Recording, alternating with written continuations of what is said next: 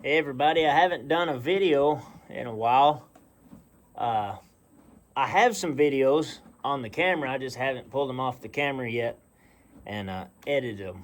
So I'll get to that. I'll have two different ones coming out here in the next couple weeks. But anyhow, for now, you're going to get a talking video. I just trimmed up the mule's feet. I had a guy offer me a price on the gray mule, so I think next week he's leaving. I'm not really attached to him, so I can sell him right now. But anyhow, I've got something on my mind here that I think a lot of people need to hear. And it's not necessarily about me, but it's about stuff that I witness in the world. And it's about birds. I want to talk about birds.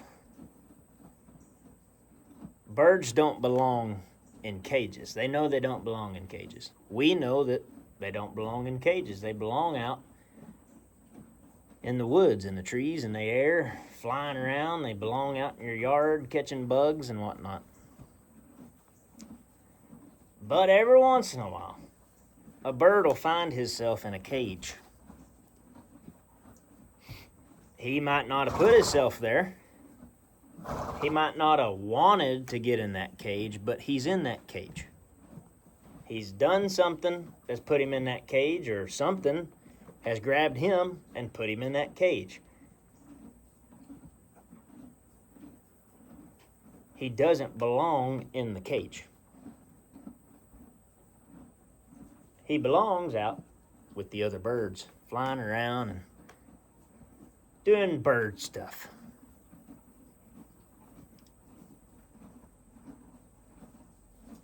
And we can look at that bird in that cage, and he looks happy. He'll fly from his little perch over here to his little water bowl and over here to his feed, and he looks just happy as all get out. He may even whistle him a little tune. But that bird does not belong in that cage. You understand what I'm getting at? The bird looks happy and is whistling his little tune because he thinks maybe one day he'll get to go play with those other birds that he can see outside of his cage.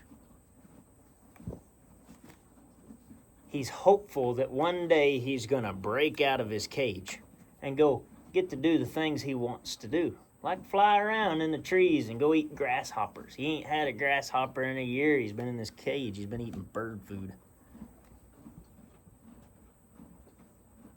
What I'm trying to get at is you don't know what's going on in people's lives. They may look happy. They may be smiling. They may be uplifting. But you don't know what they're going through, okay? So just because somebody's smiling and whistling a tune doesn't mean that they don't have stuff going on in their life that is really hurting them, okay? And if you find yourself in that cage,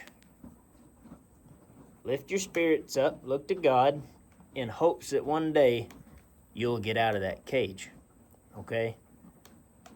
I hope something I've said helps you, and I hope it's uplifting.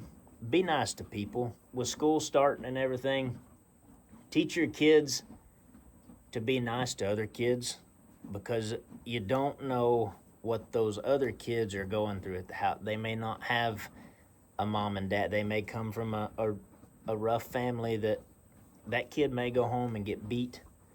And I'm not talking a spanking or a whooping because he did something wrong. I'm talking maybe that kid goes home and gets beat. I'm talking physically abused or mentally abused. So be nice. Teach your kids to be nice to other kids.